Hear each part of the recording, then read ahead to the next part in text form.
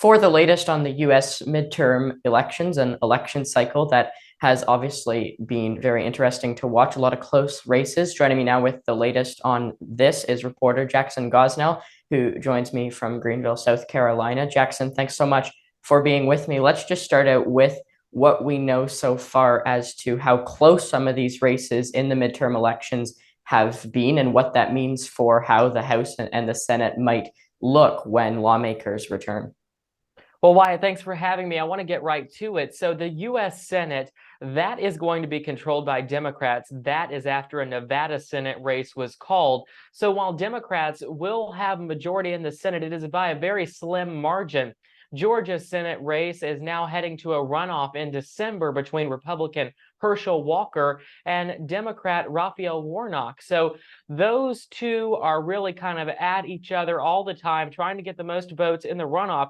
Even if Herschel Walker pulls through and wins that in a runoff, which, by the way, he got less votes in the general election, that would still not matter because with that, Democrats are going to control the Senate either way. Now, if they win in Georgia, the Democrats win in Georgia, they will have a slight majority, but they will still be the majority regardless. As it relates to the House, that is still Republican leaning, with many of those races still not being called.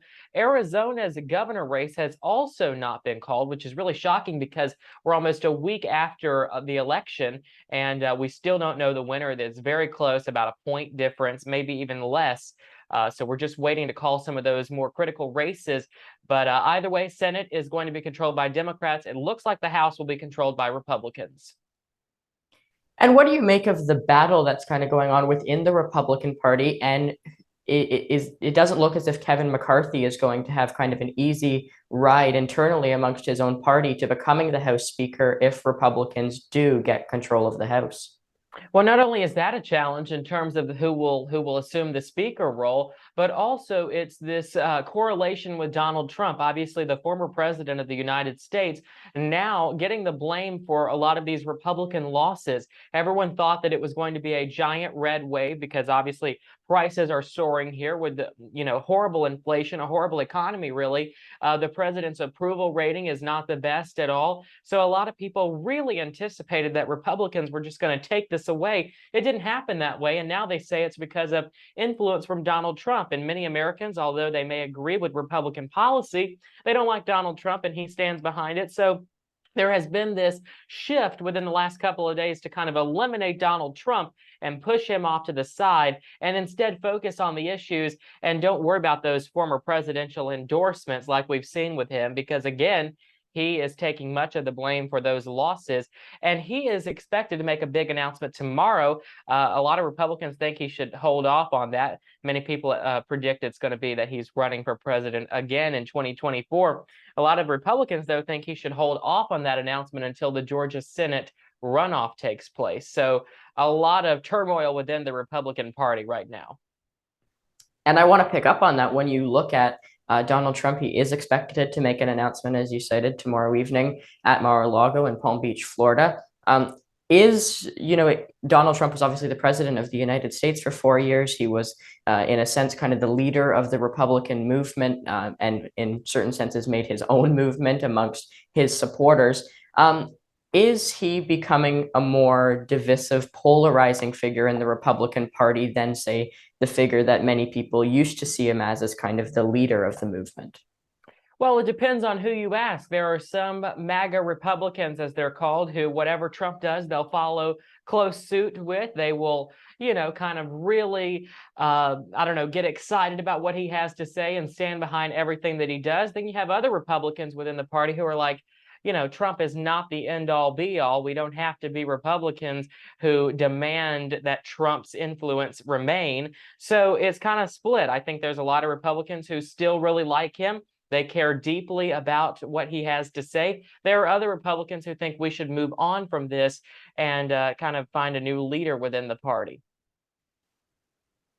And just lastly, before we conclude, I guess I just want to ask you about overall what these midterm election results will mean as to the upcoming presidential election that will take place in 2024. Historically, in midterm elections, the president's party does not perform as strongly as the opposing party, but that wasn't the case in this midterm elections. As you cited, we know obviously that the Democrats have retained control of the Senate, and it's very close right now in the House of Representatives. What should we make of that? Well, I think it's going to depend on the messaging. Do Republicans want to continue to take the same course of action as it relates to their messaging and the issues that they're campaigning on and who they're having endorse them and follow close suit behind their ideas? Are they going to stay with Trump? Are they going to move away from him? All that is yet to be seen, but it will depend on the messaging because let's face it, I talk to people every day. A lot of people do not like this president that we have, Joe Biden. A lot of people think that, he is not doing very many good things for the country, at least from what I have heard.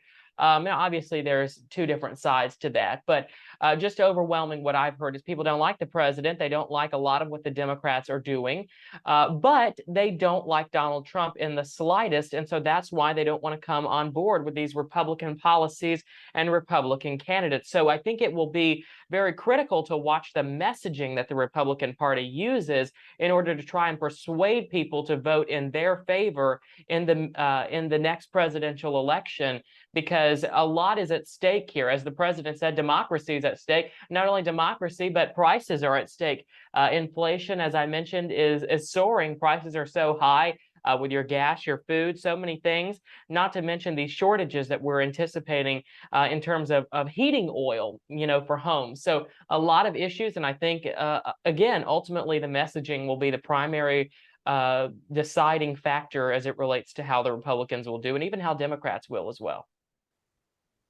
Okay, reporter Jackson Gosnell in South Carolina. Thanks, Jackson. Thank you.